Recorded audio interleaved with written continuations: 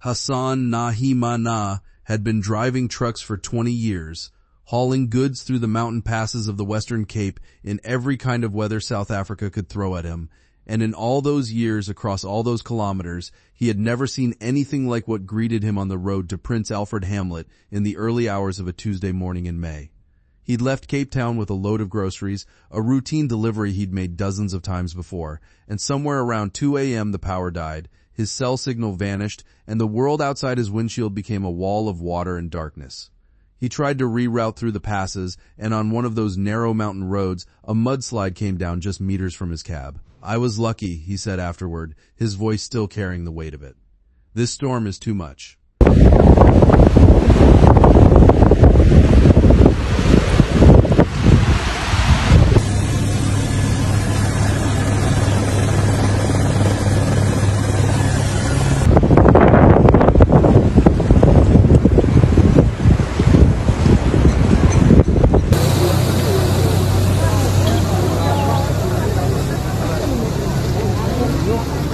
By the time the sun should have risen over the Breda River Valley, Nahimana was one of dozens of truck drivers stranded bumper to bumper on the main road through Wolseley, a small farming town that had become overnight an island. And Wolseley was just one point on a map that was turning red in every direction. What had descended on the Western Cape wasn't a single storm. It was a succession of severe weather systems, one stacking on top of another, feeding off a massive cut-off low-pressure system that parked itself over the region and simply would not move. The rain didn't come in bursts. It came in waves, relentless, day after day, until the water table was completely saturated and the earth itself had no capacity left to absorb a single additional drop. Flash floods began tearing through arterial roads, swallowing bridges and turning rivers into monsters. The Breda River, normally a lifeline for the agricultural heartland of the Cape Winelands, recorded flow volumes of 1,655 cubic meters per second at Swellendam on Wednesday morning. To put that in perspective, that is a volume of water capable of filling an Olympic swimming pool roughly every second and a half. And all of it was surging downstream toward communities that were already underwater.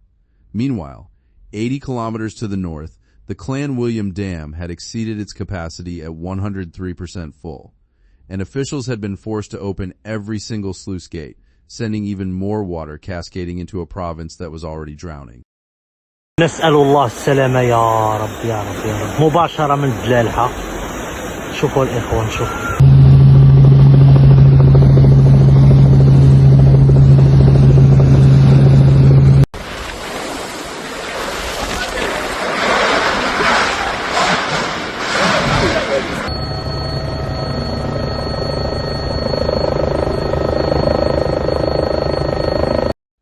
But the water was only part of the story.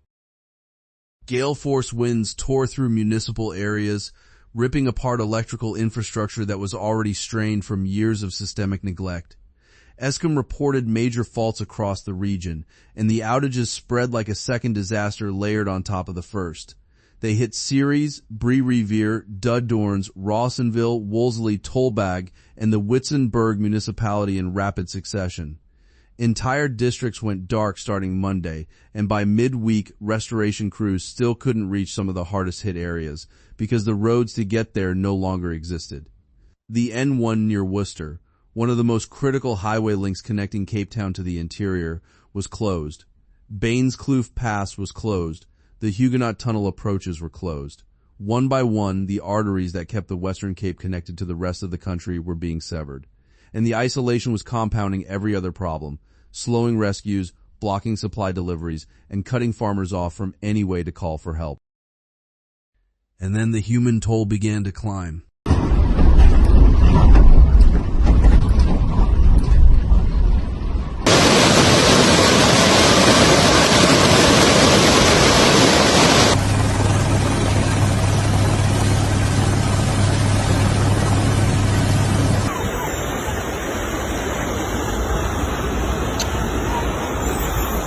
لا حول ولا قوة. The Provincial Department of Health and Wellness confirmed 10 fatalities across the Western Cape directly linked to the severe weather. Acting Premier Dr. Ivan Meyer, in a statement that carried the weight of someone who understood that number might not be final, called the deaths deeply tragic and urged residents to exercise extreme caution. More than 2,000 people were displaced in the Cape Winelands district alone, with additional evacuations still underway across the West Coast and other affected regions. In Rawsonville, families from the informal settlement of Spooky's Dorp were pulled from their flooded homes and moved to emergency shelters set up in community halls and schools. In Khayelitsha, on the outskirts of Cape Town, the storm brought a different kind of devastation. 50-year-old Nomaba Sovali was forced to flee her shack in the dead of night as icy floodwater rose without stopping, and the corrugated iron walls that were supposed to be her home offered nothing against winds that bent metal like paper. Across the settlement, structures collapsed and thousands of the city's most vulnerable people found themselves exposed to the full, unfiltered violence of the storm. Nobody was ready for that. In Nelson Mandela Bay, the flooding forced the total closure of schools and businesses, shutting down daily life in a major economic hub. Substations flooded, power grids failed, and entire districts went dark at the worst possible moment. Back in the Winelands, healthcare facilities started falling offline. The Ceres Annie Brown Clinic closed. The Wolseley Clinic closed. Optiberg Clinic, Bree Revere Clinic, and others followed. The Witzenberg municipality confirmed that 5 families had been evacuated from Wolseley and 1 from Bainskloof. But those numbers only told the story of a single town in a disaster that spanned an entire province. And in the farming communities, the damage was still accumulating in ways that wouldn't be fully understood for weeks.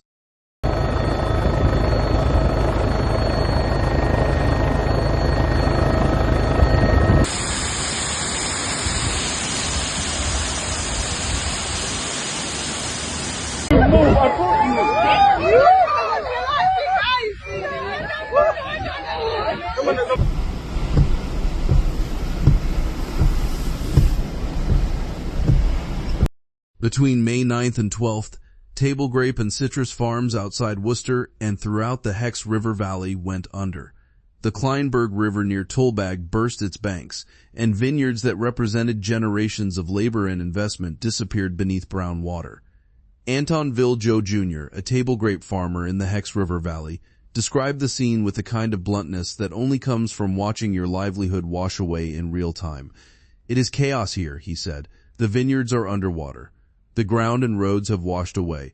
We can't move around on the farm and we can't see anything." Jacques Dupré, general manager of trade and markets at Hortgrow, confirmed that the rain had caught the tail end of the apple harvest in Ceres, damaging the last of the Pink Lady and Cripp's red crop. And while he noted it was fortunately the final fruit of the season, his next words made clear that fortune was a relative concept. "Everyone is in disaster management mode now," he said. Royen de Vet of Agri-Western Cape explained that with rainfall still ongoing, it was impossible to even access most farms to begin quantifying what had been lost. The full financial impact on the province's agricultural sector remained, as of her statement, completely unknown.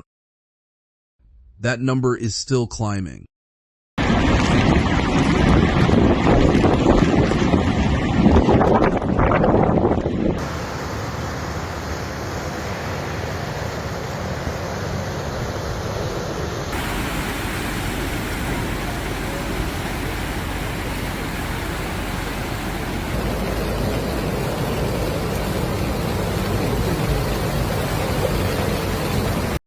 Humanitarian organizations, NGOs, and community groups deployed across the province, distributing food parcels, blankets, and hygiene supplies to families sheltering in temporary accommodation.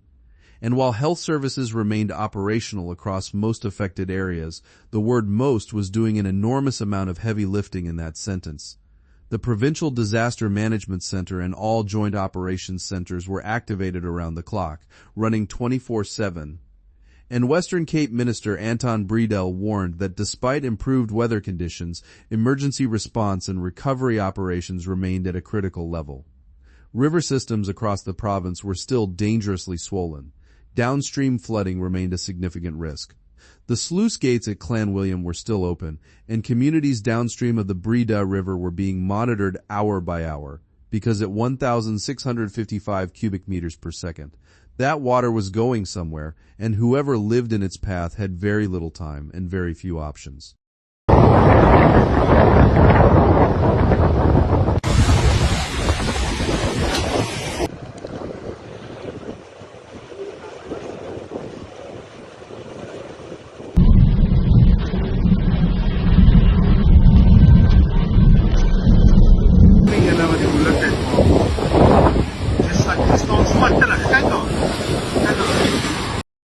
Lucinda Pedro, a farm worker in Wolseley, couldn't go to work. Her backyard was deep under water. The inside of her house was wet.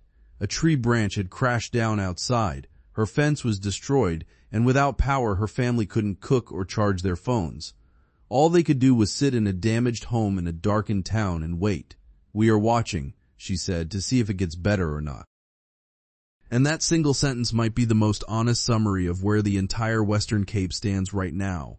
The floodwaters are slowly receding in some areas, but behind them they are leaving layers of mud, shattered infrastructure, ruined crops, and a question that climate scientists say South Africa can no longer afford to ignore, because this was not a once-in-a-generation event. The warming of the oceans off southern Africa is fundamentally altering regional weather patterns, and what hit the Western Cape this week is, according to those scientists, a preview of storms that will come more frequently and with greater violence. The billions of rands spent every year on emergency food parcels, temporary shelters, and patching roads back together represent a cycle that environmental economists say is fiscally unsustainable. A cycle that rebuilds the same fragile structures in the same vulnerable locations and then waits for the next season to tear them apart again. Tonight, the rivers are still swollen. The sluice gates are still open. And 10 families in the Western Cape are grieving people who were alive 4 days ago. The damage assessment hasn't even started on most farms. The power is still out in communities across 6 or more districts, and the forecast, for now, shows improvement. For now. That's it for today, folks. See you in the next video.